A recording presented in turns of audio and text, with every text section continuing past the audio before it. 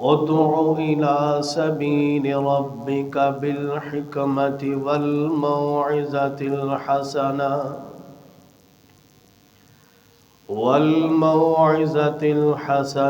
وجادلهم بالتي هي أحسن إن ربك هو أعلم بمن ضل عن سبيله وهو أعلم بالمهتدين.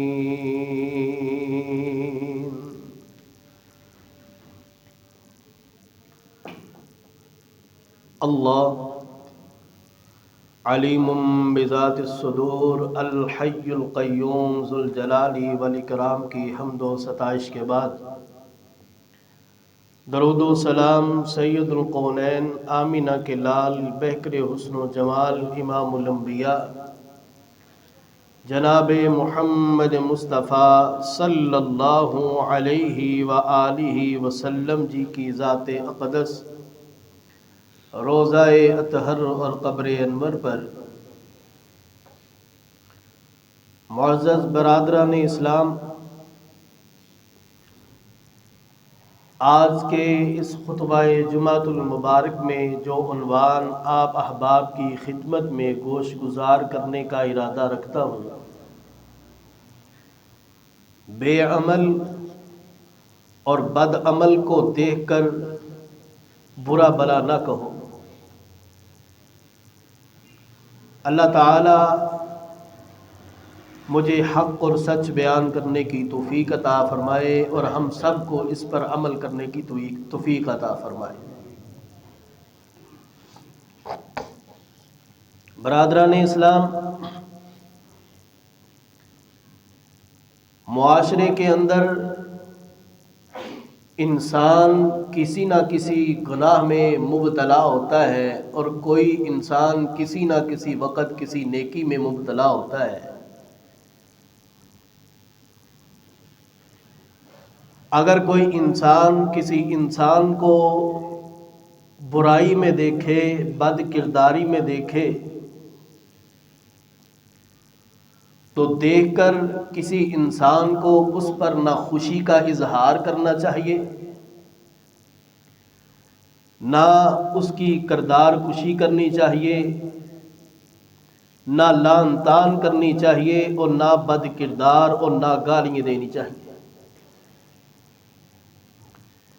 کیونکہ ہمارے نبی علیہ السلام نے ہمیں زانی اور شرابی کو برا بلا کہنے سے منع کیا ہے۔ برادران اسلام، اگر انہی باتوں کو ہم دیکھیں، جس طرح ہمیں ہمارا اسلام، ہماری شریعت عام انسان کو برا بلا کہنے سے منع کرتی ہے، اور وہ جو خونی رشتے ہیں، حقیقی بھائی بہن ہیں، اگر وہ کسی بنا پر ایک دوسرے سے ناراض ہو جاتے ہیں، خفا ہو جاتے ہیں، تو ان کو چاہیے کہ اپنے اندر حوصلہ، صبر، تحمل پیدا کر کے درگزر کرنے والا معاملہ کریں۔ برادران اسلام، آج کے دور میں کوئی بہن کسی بھائی سے ناراض ہے، کوئی بھائی کسی بہن سے ناراض ہے، ہمارے نبی آقا علیہ السلام نے ہمیں یہ حکم دیا ہے کہ تم اپنی بہنوں سے محبت کیا کرو، کسی عام مسلمان سے گناہ سرزد ہو جائے تو درگزر کیا کرو۔ آج کے اس دور میں پوری داڑھیوں والے لوگ آپ کو ملیں گے، پوری نمازیں پڑھنے والے لوگ آپ کو ملیں گے، لیکن اپنی بہنوں کے حق کھاتے ہوئے لوگ بھی آپ کو ملیں گے۔ وہ بھائی جو اپنی بہنوں سے ناراض ہوتے ہیں، مجھے بتلائیے وہ ناراض ہو کے اپنی بہنوں سے کیا لے لیں گے؟ یا وہ ناراض ہو کے اس دنیا میں کون سا محل یا سونے ہیرے جواہرات کے محلات کو تعمیر کر لیں گے؟ برادران اسلام، انہی سب باتوں کو دیکھیں تو حالات حاضرہ سے معلوم یوں ہوتا ہے کہ ہر شخص دل کا سخت نظر آتا ہے۔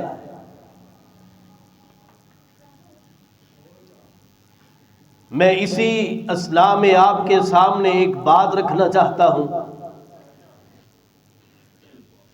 سیدنا ابو درداء رضی اللہ تعالی عنہ دعا فرمائے، اللہ تعالی اس اپنے پیارے بندے کی قبر کو نور سے منور فرمائے۔ سیدنا ابو درداء رضی اللہ تعالی عنہ راستے میں جا رہے تھے، بات بڑی قابل غور ہے۔ راستے میں جاتے ہوئے وہ کیا دیکھتے ہیں کہ ایک شخص کو لوگ پکڑ کر برا بھلا کہہ رہے ہیں، جو کچھ ان سے بن پڑا وہ کر رہے ہیں۔ سیدنا ابو درداء رضی اللہ تعالی عنہ ان سے پوچھتے ہیں، بھائی اس کو کیوں مار رہے ہو، برا بھلا کیوں کہہ رہے ہو؟ وہ کہتے ہیں کہ ہم نے اس کو ایک گناہ میں مبتلا پایا تھا، اس بنا پر ہم اس کو برا بھلا کہہ رہے ہیں۔ سیدنا ابو درداء رضی اللہ تعالی عنہ کہتے ہیں، مجھے اپنی عقل اور فہم کے ساتھ ایک جواب تو دو۔ اگر کوئی آدمی پانی کے اندر، دریا کے اندر گر جائے اور لوگ کنارے پر کھڑے ہوں، تم رسا یا ہاتھ آگے کر کے اس کو بچاؤ گے یا پانی میں ہی پڑا رہنے دو گے؟ لوگ کہتے ہیں کہ ہم اس کو باہر نکالیں گے۔ سیدنا ابو درداء رضی اللہ تعالی عنہ کہتے ہیں، تو پھر تم کو یہ بات ذہن نشین کر لینی چاہیے، عقل کرنی چاہیے کہ ایک بندہ جو گناہوں کے گڑھے میں گر چکا ہے، اوپر سے تم اس کو لان تان کر رہے ہو، وہ اس گناہوں کے گڑھے سے باہر کیسے آئے گا جب تک تم اس کو پکڑ کے باہر نہیں نکالو گے؟ اور جہاں ایک قابل غور بات سیدنا ابو درداء رضی اللہ تعالیٰ عنہ نے کی، کہا لوگوں آج تم اپنی نیکیوں پر تکبر کرتے ہو، آج تمہارے پاس کچھ اچھے اعمال ہیں، انہی لوگوں سے مخاطب ہیں کہ تم آج اپنے اعمال کو سامنے رکھتے ہوئے اس کو حقیر جانتے ہو، اپنے منہوں کو بہت زیادہ کھول کے تکبر کرتے ہو۔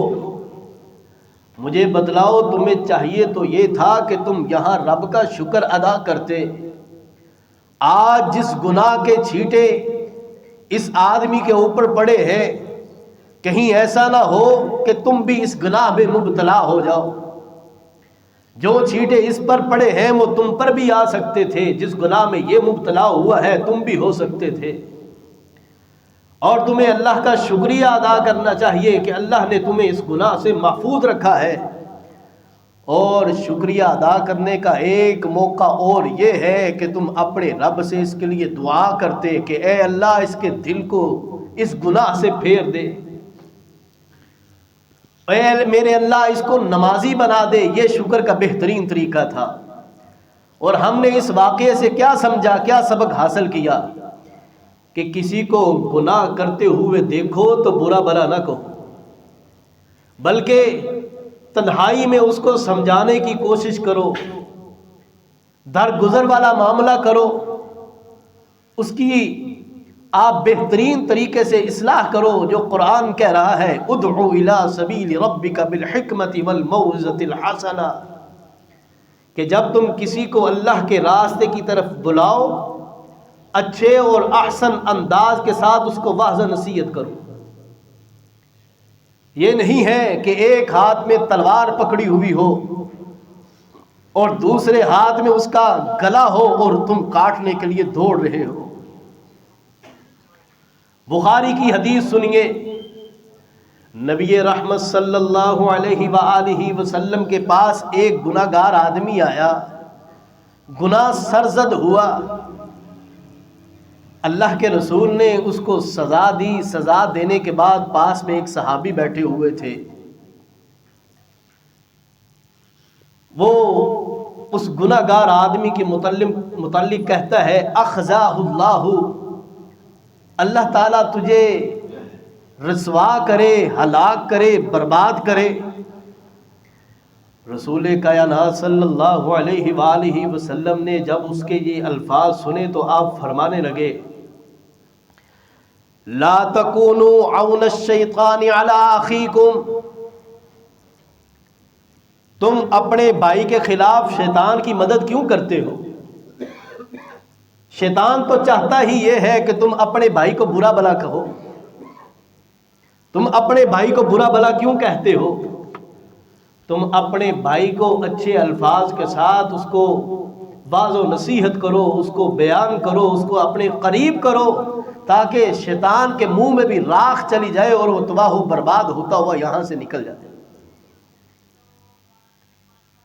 لا تکونوا عون الشیطان علی اخیکم، شیطان کو اس بات پر راضی نہ کرو کہ تم اپنے مسلمان بھائی کو برا بھلا کہہ رہے ہو.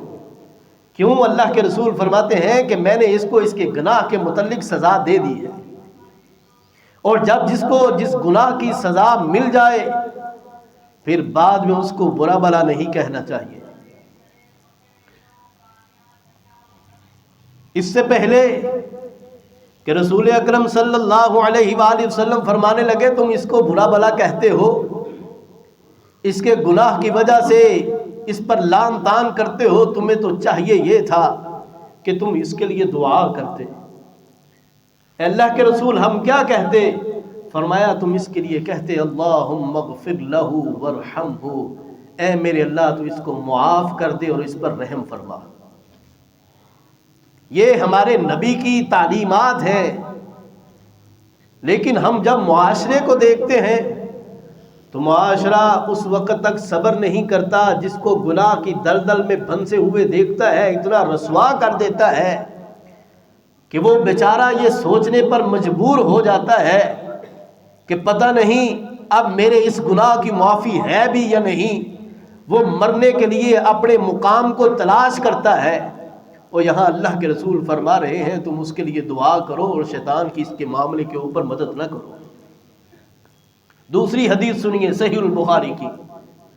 سیدنا عمر بن خطاب رضی اللہ تعالیٰ عنہ بیان کرتے ہیں، فرماتے ہیں اللہ کے رسول کے پاس ایک شرابی آدمی کو لایا گیا. شراب پی ہوئی ہے، اس کا نام عبداللہ ہے. اور ایک صحابی نے اس کے متعلق کہا اللہم لعنہ، اللہ تعالیٰ تجھ پر لعنت کرے. رسول اللہ صلی اللہ علیہ وآلہ وسلم فرماتے ہیں اس صحابی نے یہ بار بار الفاظ کہے. آگے چلے جائیں. رسول اللہ صلی اللہ علیہ وسلم نے قسم اٹھا کے کہا فواللہ، اللہ کی قسم، ما علمت انہ یحب اللہ ورسولہ، اللہ کی قسم میں جانتا ہوں یہ بندہ اللہ اور اللہ کے رسول سے محبت کرتا ہے. اس حدیث سے ہمیں اللہ کے رسول نے کیا پیغام دیا کہ کسی شرابی کو، کسی زانی کو اس کے گناہ کی وجہ سے برا بھلا نہ کہو. اللہ کے رسول نے ان کے ساتھ بھی پیار کیا ہے. اگر کسی انسان کے دل کے اندر خیر خواہی ہو، اپنے مسلمان بھائی کے لیے جذبہ ہو، تو جب اس کو وہ کسی گناہ میں دیکھتا ہے تو وہ اس کی اصلاح کرتا ہے، وہ اس کو معاشرے کے اندر ذلیل و رسوا نہیں کرتا. اس کو معاشرے کے اندر جا کر کے لوگوں کے سامنے اس کی باتوں کو بیان نہیں کرتا. ہمارے نبی محمد صلی اللہ علیہ وآلہ وسلم نے ہمیں کیسی احسن تعلیمات دی ہیں. ایک آدمی مسجد نبوی کے اندر آ کے پیشاب کر جاتا ہے، مسجد کے اندر پیشاب کیا ہے، اللہ کے رسول نے اس کو ڈانٹا نہیں ہے، مارا نہیں ہے، صحابہ دوڑے ہیں مارنے کے لپکے ہیں، آپ نے ان کو روک دیا ہے. آپ نے فرمایا کہ جس جگہ پر اس نے پیشاب کیا ہے وہاں پر ایک ڈول پانی کا بہا دو. اور رسول اللہ صلی اللہ علیہ وسلم نے اس کو پاس بلا کے سمجھایا ہے، اس کی اچھی تربیت کی ہے، تعلیمات دی ہیں، مسجد میں گندگی پھیلانے سے اس کو روکا ہے. اب اسی حدیث کو ہم سامنے رکھتے ہوئے ہمارا کردار کیا ہوتا؟ ہم سب اپنی طبیعتوں سے واقف ہیں. تو سامعین اکرام، اللہ کے رسول نے ہمیں محبت کرنے کا حکم دیا ہے. کسی کو گناہ میں جب پھنسے ہوئے دیکھو تو اس کو احسن طریقے کے ساتھ باہر نکالو. ادعو الی سبیل ربک بالحکمت والموعظۃ الحسنہ وجادلہم باللتی ہی احسن. اور جب اس سے کوئی مکالمہ ہو جائے، گفتگو ہو جائے، وجادلہم باللتی ہی احسن، وہ گفتگو بھی احسن اور اچھے طریقے کے ساتھ کرنی ہے. یہ ہمارا قرآن ہمیں یہ تعلیمات دے رہا ہے. اور ہمیں چاہیے آج کے اس دور میں ہر طرف آپ کو گناہ ملیں گے، ہم بھی گناہ گار ہیں، نیکیاں تو ہمیں نظر نہیں آتی، ہر طرف گناہ ہی گناہ ہے. لیکن بہترین انسان کون ہے؟ جو جس پر کسی کو گناہ پر مبتلا دیکھے پھر اس کی رہنمائی کرے، اس پر رہنمائی بھی کرتا ہے اور ساتھ اپنی اصلاح بھی کرتا ہے. میں آپ کو گجرانوالہ کا ایک واقعہ سناتا ہوں. گجرانوالہ میں ایک مدرسہ ہے، جامعہ اسلامیہ. اس وقت وہاں کے شیخ الحدیث تھے ابو البرکات رحمۃ اللہ علیہ. وہاں صف کے اندر ایک شخص بیٹھا ہوا تھا. مسجد کے اندر ایک بچہ دوڑ رہا تھا، دوڑتے ہوئے اس کا پاؤں اس نمازی کو لگ گیا، اس آدمی کو لگ گیا. اس آدمی سے جو بن پڑتا تھا نا، اس نے اس کو کہا، برا بلا جس قدر وہ کہہ سکتا تھا اس نے کہا.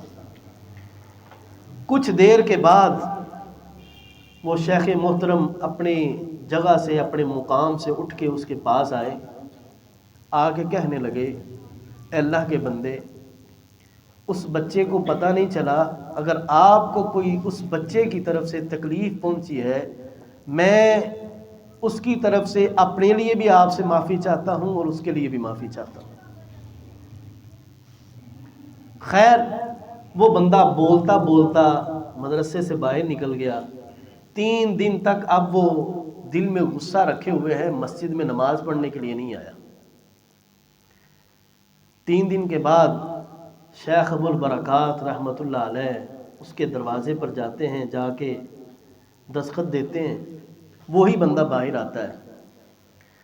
آپ پوچھتے ہیں، بھائی خیریت ہے؟ آپ اتنے دن ہو گئے مسجد میں نماز کے لیے نہیں آ رہے. اگر تو آپ کے دل میں وہی غصہ ہے تو میں پھر آپ سے اللہ کی رضا کے لیے معافی مانگتا ہوں، اس بچے کی طرف سے بھی اور اپنی طرف سے بھی، اور آپ مسجد میں نماز پڑھنے کے لیے آئیں. اس بندے نے جب یہ الفاظ سنے تو وہیں وہ پسینوں پسینی ہو گیا اور وہ بڑا پشیمان ہوا کہ اللہ کے ایسے بندے بھی زمین پر موجود ہیں کہ میں نے اتنا برا بھلا کہا ہے، لیکن انہوں نے پھر صبر اور تحمل کا مظاہرہ کیا ہے. اور اس کا رزلٹ یہ نکلا، وہ ایسا مدرسے کا معاون بنا کہ جب تک اس کی زندگی تھی وہ تب تک مدرسے کے ساتھ تعاون کرتا رہا. یہ ہوتا ہے کہ جب انسان کسی کو کسی گناہ پر دیکھتا ہے تو اس کو ملامت نہیں کرتا، اس کو برا بھلا نہیں کہتا. تو ہمارا معاشرہ ہر گناہ گار جو گناہ کر رہا ہے اس کو برا بھلا بھی کہتا ہے اور آگے اس کے گناہ کی تشہیر بھی کرتا ہے. وہ دوست و احباب کے ذریعے ہو، وہ سوشل میڈیا کے ذریعے ہو، جس قدر ہو سکے وہ اپنی جس قدر اس کی طاقت ہے وہ طاقت لگا کے اس کو بدنام کرنے کی کوشش کرتا ہے. لیکن ہمارا دین، ہمارے نبی صلی اللہ علیہ وآلہ وسلم ہمیں ان چیزوں سے باہر لاتے ہیں. ہمیں یہ چیزیں سکھلائی گئی ہیں کہ کسی کو گناہ پر دیکھو تو اس کو اچھے طریقے کے ساتھ وعظ و نصیحت کرو. ادع الی سبیل ربک بالحکمت والموعظۃ الحسنہ، احسن طریقے کے ساتھ، نرم لب و لہجے کے ساتھ کسی کو دین کی طرف تبلیغ دو، دین کی طرف بلاؤ، رب کے راستے کی طرف بلاؤ. اللہ تعالیٰ قرآن مجید کے اندر فرماتے ہیں اولئک الذین یعلم اللہ ما فی قلوبہم. اللہ تعالیٰ ان لوگوں کو جانتا ہے، وہ لوگ جو مسجد نبوی میں آ کے رسول اکرم صلی اللہ علیہ وآلہ وسلم کو برا بلا کہا کرتے تھے. یہ آیت مبارکہ منافقین کے متعلق ہے. اولئک الذین یعلم اللہ ما فی قلوبہم، یہی وہ لوگ ہیں جن کے دلوں میں جو کچھ ہے اللہ تعالیٰ اس کو بخوبی جانتا ہے. ہمارے دلوں میں کیا ہے اللہ جانتا ہے، اپنے لیے کیا ہے، اپنے بھائی کے لیے کیا ہے، سب کچھ اللہ رب العالمین جانتا ہے. اگر کسی انسان کے ذہن میں یہ تصورات ہیں، یہ سوچ ہے کہ میرا ساتھ والی کو کچھ علم نہیں ہے، اس دیوار کے پیچھے کیا ہے اس کو علم نہیں ہے، میرے ساتھ بیٹھے ہوئے انسان کو میرے ہیلے، تکبر، مکر، تدبیرات کے حوالے سے علم نہیں ہے، تو اس شخص کو یہ جان لینا چاہیے کہ اللہ تعالیٰ سب چیزوں کو سب سے زیادہ جاننے والا ہے. کیوں؟ انہ علیم بذات الصدور، ان سینوں کے اندر کیا ہے وہ اللہ رب العالمین بہتر جانتا ہے. ہم اپنے سینوں کے اندر کیا چھپائے ہوئے ہیں اللہ بہتر جانتا ہے. تو اس لیے سامعین اکرام، آج کے ہم اس خطبہ جمعہ سے یہی سبق حاصل کرنے کے لیے بیٹھے ہیں اور یہی سیکھا ہے ہم نے کہ کسی کو گناہ میں پھنسے ہوئے دیکھو، گناہ کی دلدل میں دیکھو تو اس کو برا بلا نہ کہو، بلکہ احسن طریقے کے ساتھ اس کو وعظ و نصیحت کرو، اس کو سمجھاؤ، اس کو رسول اللہ صلی اللہ علیہ وآلہ وسلم کی تعلیمات بتلائی جائیں. تو اس لیے حضرات و حاضرین، اللہ رب العالمین نے ہماری بڑے پیارے اور احسن انداز میں قرآن مجید میں بھی ہمیں یہ حکم دیا ہے کہ ادع الی سبیل ربک بالحکمہ والموعظۃ الحسنہ وجادلہم باللتی ہی احسن ان ربک هو اعلم بمن ضل عن سبیلہ وهو اعلم بالمہتدین. اللہ سب سے زیادہ جانتا ہے کن لوگوں کو گمراہ کون ہے میرے راستے سے، اور میرے راستے پر سب سے زیادہ ہدایت یافتہ کون لوگ. اللہ کو علم ہے. تو اس لیے ہمارا اس میں جو مین کردار ہے وہ یہ کہ ہم اپنی نیتوں کو خالص کریں، اپنے دلوں کو اپنے بھائی کے لیے صاف کریں، وہ چاہے اپنا ہو چاہے بیگانہ ہو. بیگانے کو تو ہم ساتھ بٹھا لیتے ہیں، آج کے دور میں اپنے کو ساتھ کوئی نہیں بٹھاتا. خون سفید ہے، دل میں سختی ہے. تو ہمارے نبی صلی اللہ علیہ وآلہ وسلم کے فرامین کو جب ہم دیکھتے ہیں تو یہ ہمیں ملتا ہے کہ وہ انسان جو 3 دن سے زیادہ اپنے بھائی اپنی بہن سے ناراض رہتا ہے، 3 دن کے بعد اللہ تعالیٰ اس کی کوئی بھی عبادت کو قبول نہیں کرتا. چاہے جتنے مرضی لمبے سجدے کرتے رہو، جب ہم اپنے کو ہی ناراض کر بیٹھے ہیں تو جب ہم رشتہ داریوں کو توڑنے والے ہیں پھر اپنے اللہ کو کیسے راضی کر سکتے ہیں. تو جب ہم خود ہی گناہ کے اندر مبتلا ہیں تو کسی دوسرے کو گناہ سے کس طرح روک سکتے ہیں.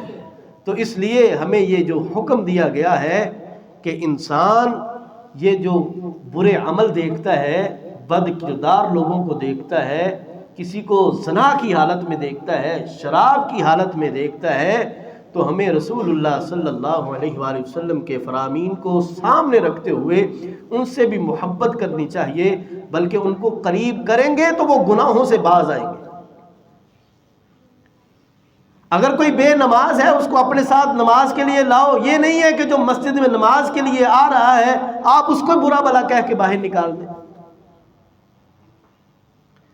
ہمارے نبی صلی اللہ علیہ وآلہ وسلم نے جس طرح کفار کو اپنے قریب کیا ہے، وہ یہ ہے فَبِمَا رَحْمَةٍ مِّنَ اللَّهِ لِنْتَ لَهُمْ وَلَوْ كُنْتَ فَظًّا غَلِيظَ الْقَلْبِ لَانفَضُّوا مِنْ حَوْلِكَ فَاعْفُ عَنْهُمْ وَاسْتَغْفِرْ لَهُمْ وَشَاوِرْهُم فِي الْأَمْرِ فَإِذَا عَزَمْتَ فَتَوَكَّلْ عَلَى اللَّهِ إِنَّ اللَّهَ يُحِبُّ الْمُتَوَكِّلِينَ۔